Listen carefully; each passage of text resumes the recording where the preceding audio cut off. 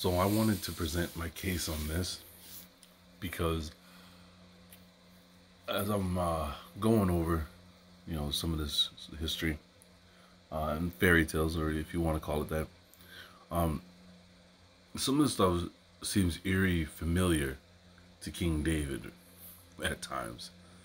Um, I think I already mentioned how I felt like, was it something about Merlin reminded me of Samuel, and the whole conjuring up of his spirit by a witch.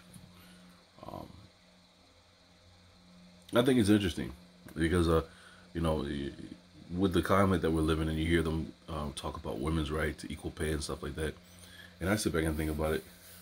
I as far as I know, when I don't know every situation, I admit that I don't know all that stuff. But as far as I know, the oppressor oppresses everything that is not male, like male, but of his, you know, ethnicity. Because I was thinking about, right?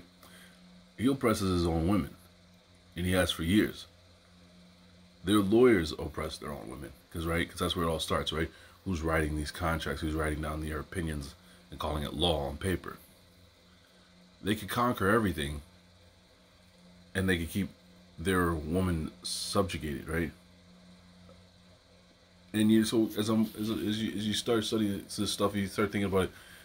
It almost is like they're. I mean, as much as they're afraid of them losing their power, they're afraid of their woman becoming the ruler over them.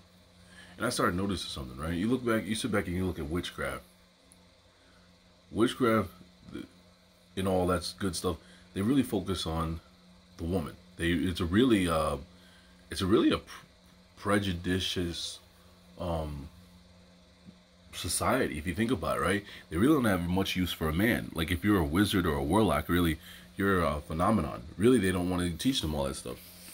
It's almost like the oppressor oppresses his woman because he knows there's a chance that they'll end up going back to something that they've already done in the past, and they'll use it against them, and they already know what that's like, and they don't want to ever go back to that. It's weird.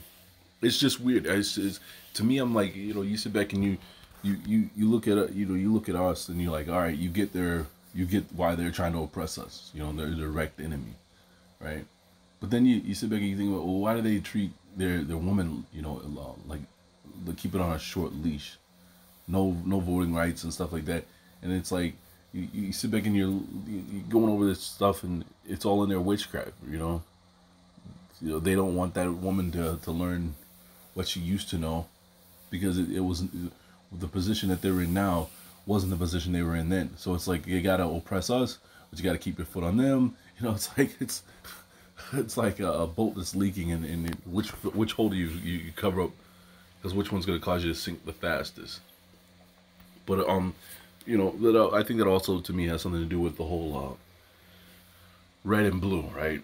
The whole the color red and blue. If you mix them together, you end up with purple, right? And I think it has something to do with that, and the gods on these planets. Was purple is for Mercury, and Mercury is for yeah, it's supposed to be whatever the planet that one of the planets they claim that the goddess Venus is on. And then you got all these musicians making songs to Venus. But I guess I'm really getting off topic. But this whole Arthur and David thing just seems it just seems too familiar. Now this one it highlights some of the things I was thinking, but in other parts it's a stretch. But it was really the parts where there's these stories about Arthur where he's in love with, was it Morgana? Not Morgana. Was it name? What's the girl's name? Guinevere. But Guinevere is promised to be married to a knight that saves his life, and that knight was like big fan of Arthur, and Arthur really he really loses his interest in being friends with a dude when he all he can plot on is sleeping with this man's Guinevere, this man's wife. And you know, you got, you know, this guy. You got this guy. Can't think of his name. He's going off to go find another knight, Lancelot, and stuff like that to bring back. And Lancelot ends up sleeping with Arthur's wife. You know, in these stories. And you got Samuel, and you know, like when we broke that down, that Samuel is Sambo. Sambo, you know, quote unquote, the name of the black Buddhist god from those black Buddhist videos, right? But we took the name and we looked it up, and what is Sambo translated into Hebrew, and it gave us Samuel. Some sites deny it, other sites, like behind the name and was it She Knows, they both said, his name Samuel is Sambo. And you gotta think about it. If Sambo, you know, or was it the Buddha? They try to, you know, make it into some type of god figure. But you gotta think about the verse where King Solomon goes to the witch and, you know, conjures up the spirit of Solomon. And some of the verses can't make up their mind. They're like, I see the dead. And other ones say, I see the God coming from the dead. You know, and it's like you wonder if is this what the trickery they're doing with the Buddhist? I think the Buddhist was just a man. I don't think he was a god. You know, but that's the version that what's his name Anthony L. Elmore teaches. I think he's not a god. He's a man. You know, but there's a site where they go through and they start showing some similarities. And there's another thing too. I was thinking about trying Merlin, the wizard. Did you know Merlin is the name of an American falcon? Now, how do you name a wizard over in that part of the world after a falcon over here? So let's just go through here. I don't want to butcher it by fumbling through the reading. I'll leave it in the description box.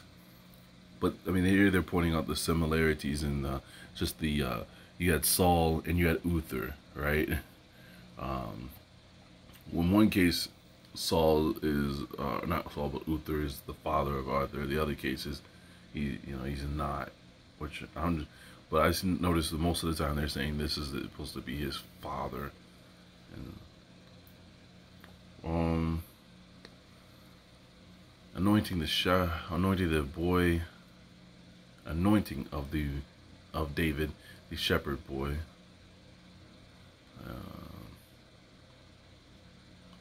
And you have your Jerusalem and Camelot, you know. And there's the battles, David's earlier battles with the Philistines and rise to become king are very much akin to the battles Arthur faced to unite the kingdom of Britain. In both cases, a golden age is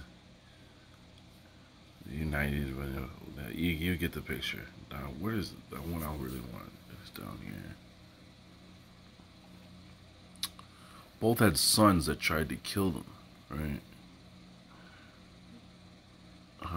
Let's see. That's the part up here that's talking about David trying to sleep with the married woman there, and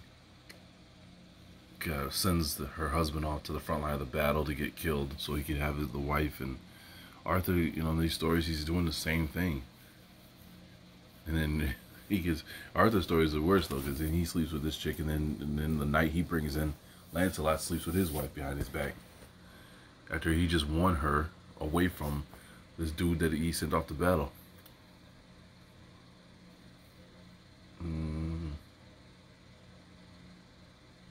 But I think this one was halfway decent. Brings up the Ark of the Covenant up there, and brings up the Holy Grail for them, for Arthur. I just think it's interesting, you know, doing a little bit of question and answering there. So.